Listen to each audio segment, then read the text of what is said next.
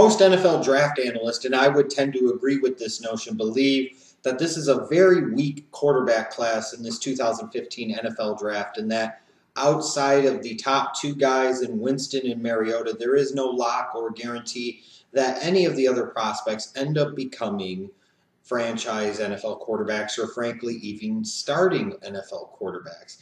With that said, though, this is a quarterback-driven league and a very quarterback-needy league. And as a result, a great position to be in if you're a prospect in this 2015 NFL draft as a quarterback is to be viewed as that number 3 prospect. Because with Winston and Mariota looking to go very high in the draft, the chances of that number 3 guy seeing their draft stock rise exponentially and potentially getting overdrafted is significant. So with that said, some people believe that Brett Hundley out of UCLA would be the number 3 quarterback in this class. Others may point to Bryce Petty from Baylor.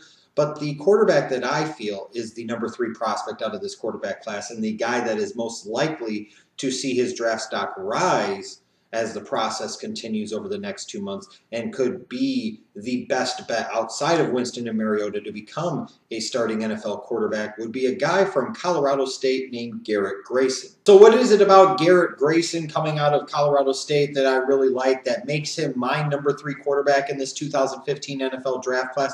Well, I look at some of the things that he brings to the table. First, I do see a guy that possesses the required arm strength to make all the necessary NFL throws. He can fit the ball into tight windows in the short and intermediate game, and he also has the ability to crank up the velocity to make those deep throws that are necessary, not just with arc and touch on the ball, but also with the velocity that you need sometimes on those tight, skinny posts and on those deep outs.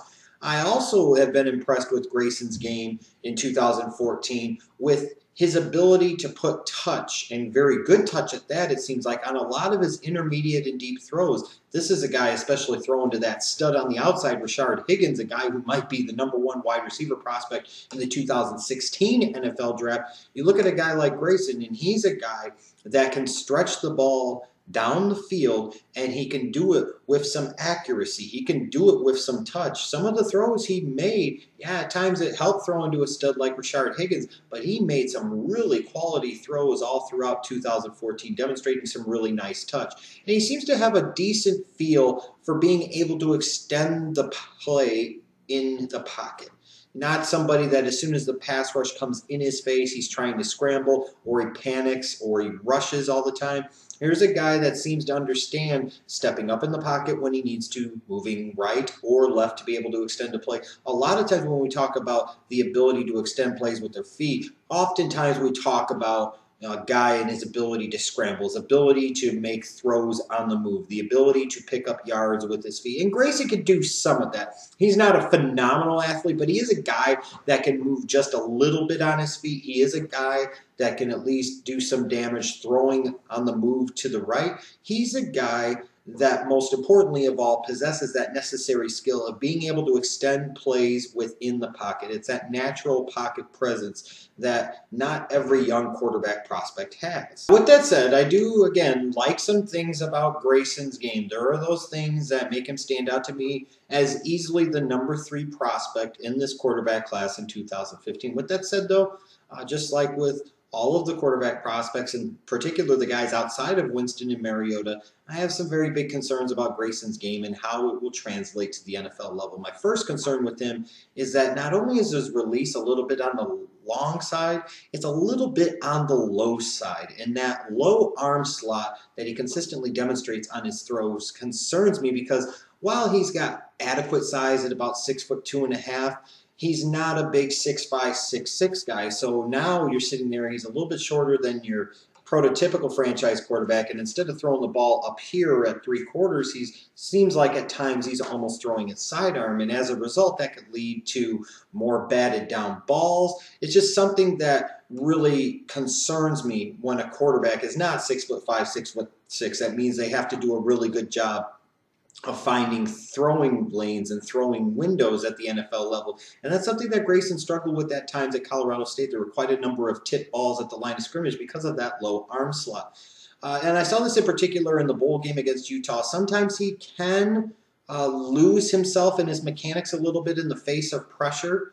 It doesn't always do it. There are times where he does a good job of extending plays in the pocket and extending plays with his feet on the move outside of the pocket. But there are times where that pass rush, in particular when it's coming in his face, he can bail out just a little bit. Not necessarily that he's scared, but he doesn't follow through his throws consistently, and he tends to bail out a little bit. Again, something that's very concerning, because if that's bothering him, I guess a team like Utah with a solid defense with some good pass rushers like Nate Orchard in particular, what's going to happen at the NFL level when he faces a defense with 4 or 5 really good pass rushers. He's also not a natural scrambler or much of a threat to throw on the run, in particular to the left. He's a guy that can move with his feet some, but it's definitely not a huge part of its game, and it's not going to be a reason why he sticks at the NFL level. What I also have big concerns about with Grayson, and so often the case with a lot of college quarterbacks, is there's a tendency to stare down that primary target. And again, as I referenced when talking about his strengths, the fact that he had Rashard Higgins, who's an absolute stud on the outside to throw to,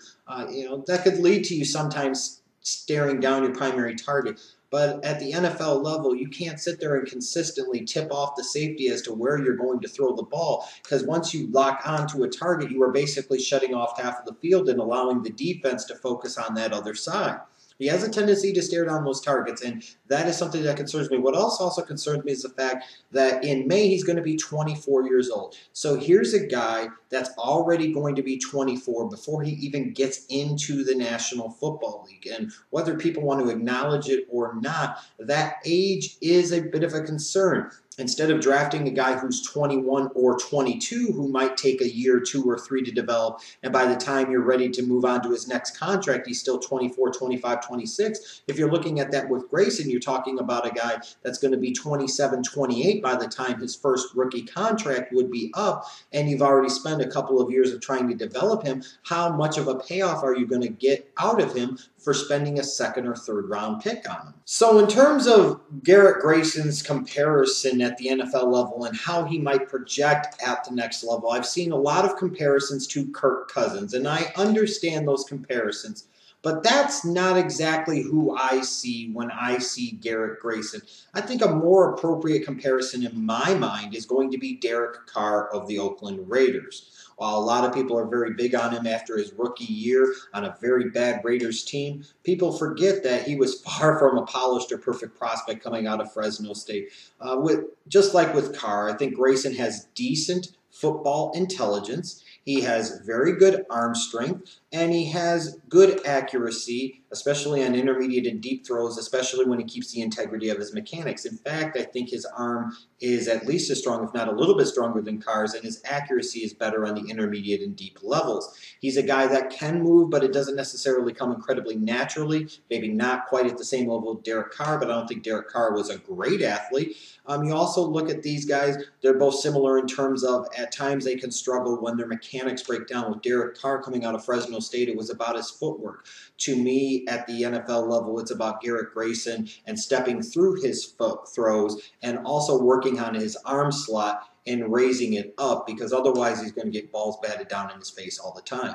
And also when I look at Garrett Grayson, I see a guy that could take a year or 2 to develop into a real NFL starter. I don't think he has the same systematic adjustments to make that Derek Carr did coming out of Fresno State. But when I watch Garrett Grayson, the guy that keeps coming to my mind with some similarities, even though there are some slight differences in each's game, overall, when I look at Garrett Grayson, I see a lot of Derek Carr. When I look at Garrett Grayson, like I said, I view him as the number 3 quarterback prospect in the 2015 NFL draft. I think he has the best package of NFL-ready tools, and I think his game projects the best to the NFL level, at least in my opinion. And when I'm looking at his draft stock, seeing him as that number 3 guy, I think there's some intrigue and some mystery there, because he's not quite the same known commodity of a Brett Hundley or a Bryce Petty. Scouts haven't had 2 or 3 years to really analyze him and break him down and try and tear him down. So there's a bit of that mystique there when it comes to Garrett Grayson that could help artificially prop up his draft stock. For my money, I view Garrett Grayson as a 3rd-round prospect. Even though he's the 3rd best quarterback in this draft, I don't necessarily think that says a whole lot.